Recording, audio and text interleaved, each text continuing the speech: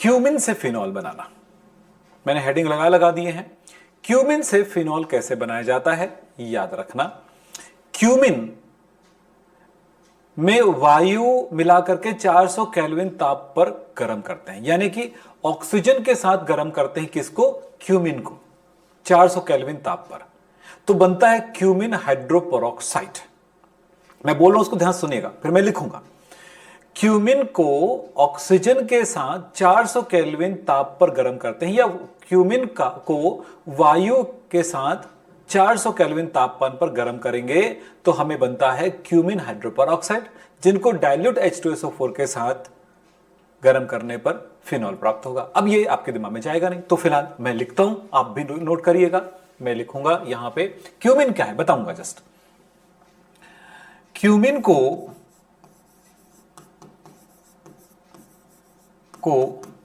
वायु के साथ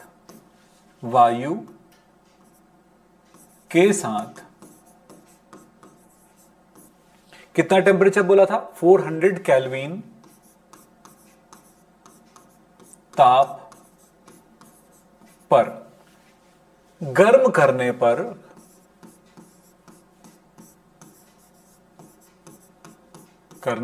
पर क्यूमिन हाइड्रोपेरोक्साइड बनता है।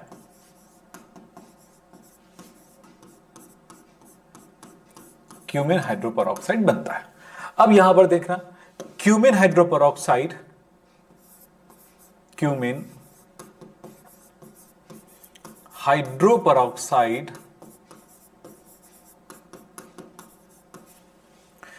हाइड्रोपेरोक्साइड हिंदी में भी लिख सकते भाई, क्यूमिन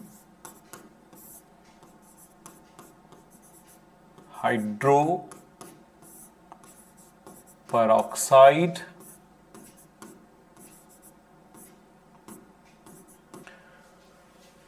को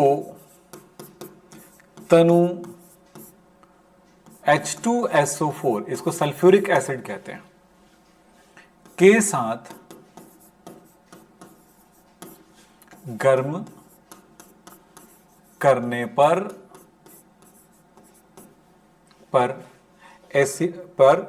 फिनॉल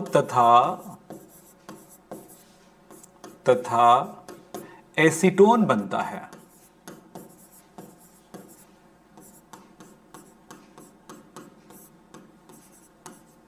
अब इस रिएक्शन को देखते हैं, एक लाइन से चलेगा ना, रिएक्शन देखते चलते हैं। क्यूमिन ये होता है CH3C, और इसमें कार्बन पर 2 CH3, इसमें एक H है और इस जगह पर बेंजीन रिंग है। फेनिल समूह भी कहते हैं, बेंजीन रिंग भी कहते हैं इसको। ये है क्यूमिन।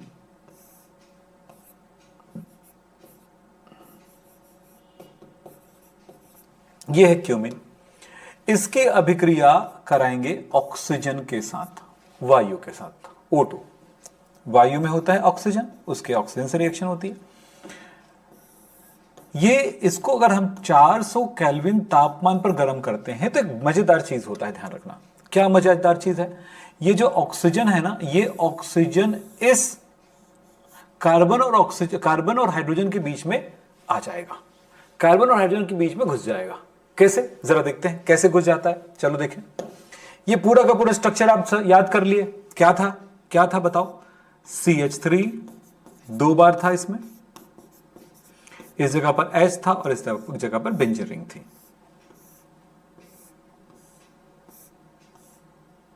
ये है।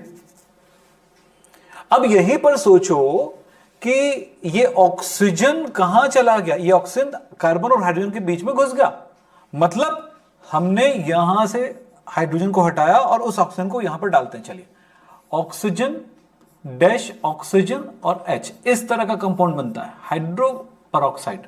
हाइड्रोजन पेरोक्साइड भी देखे थे, आपको याद होगा। हाइड्रोजन पेरोक्साइड H2O2 होता है, हाइड्रोजन फिर ऑक्सीजन फिर ऑक्सीजन फिर H, इस तरह से HOOH बनता ना, ये हाइड्रोजन पेरोक्साइड कहलाता है। इसी तरह से यहां पर भी हाइड्रोपेरोक्साइड का निर्माण हुआ है, इसको कहेंगे क्यूमिन हाइड्रोपेरोक्साइड।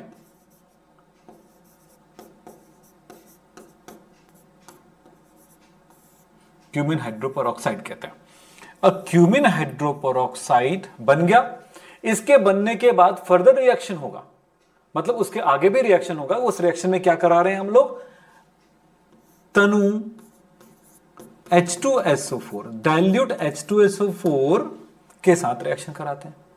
लेकिन इस जगह पर इनकी उपस्थिति में ये गर्म कर रहे हैं तो क्या होगा, जरा ध्यान रखना। कोई रिएक्शन H2SO4 एक उत्प्रेरक का काम करेगा, तो क्या करता है देखो, ये पूरा बना हुआ स्ट्रक्चर, इसका इतना भाग अलग हो जाएगा। क्या है बताओ तो, पूरा संरचना में वहां लिखने वाला हूं, ध्यान दीजिएगा। क्या है, यहां पर है CH3, फिर C है, फिर इधर CH3 है, और इसके साथ ये O है, और O डबल बॉन्ड इस तरह से जुड़ जाएगा, क्योंकि कार्बन ऑक्सीजन और दोनों की संयोजकता है। कार्बन की 2 संयोजकता बची थी, ऑक्सीजन की 2, इस तरह से। और बच क्या गया देखो तो, ये OH जो बचा हुआ है इसके साथ जुड़ जाएगा, तो ये बन गया इस तरह से। तो यहां पर ये OH जुड़ गया है, ये है एसीटोन और ये है फिनॉल।